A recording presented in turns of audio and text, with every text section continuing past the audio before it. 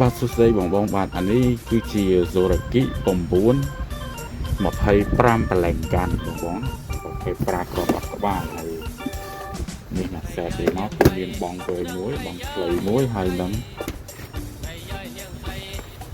បងវែងមួយបងខ្លីមួយបងខ្លីនៅជាប់តួអានេះប្រេងនេះប្រដាប់ដុសលៀងណាហើយតម្លៃវាគឺថ្លៃហេតុនេះវាថ្លៃតិចថ្លៃជាងអាចាស់ខ្លីនឹងតិចអានេះខ្ទង់650តែ700តាមតម្លៃទីផ្សារពេលខ្លះវាឡើងពេលខ្លះអីចឹងទៅបើវាឡើងទៀតក៏ខ្ទង់700ឡើងចឹងទៅហើយអានេះគឺជាបងវែង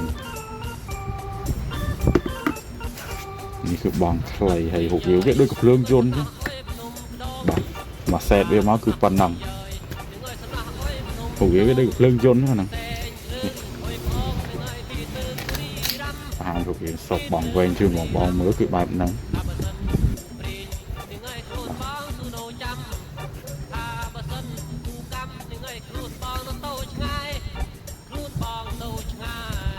ហើយបច្ចៈ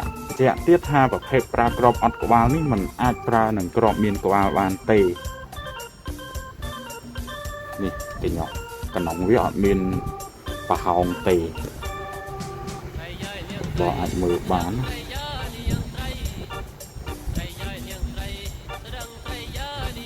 សម្រាប់កណ្ដុងវាគឺចិត្តចឹងអត់មានប្រហោងទេបងខ្លីគឺបងមើលវាអែមតម្លៃខ្ពស់បន្តិចបាទ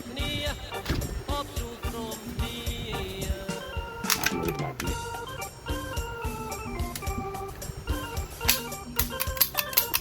បាទហើយសម្រាប់ខកវាគឺបែបនេះសម្រាប់បងទៅចង់បានអាចតាក់ទងខ្ញុំតាម Telegram បានដែលខ្ញុំយើងដាក់ username របស់ Telegram នៅក្នុង caption របស់ YouTube ផ្ទាល់តែម្ដង caption YouTube ហ្នឹងណាបាទហើយសូមជួយ subscribe ខ្ញុំម្នាក់មួយផងបងបាទដើម្បីជាកម្លាំងចិត្តក្នុងការថតវីដេអូធ្វើជូនបងមើលទៀត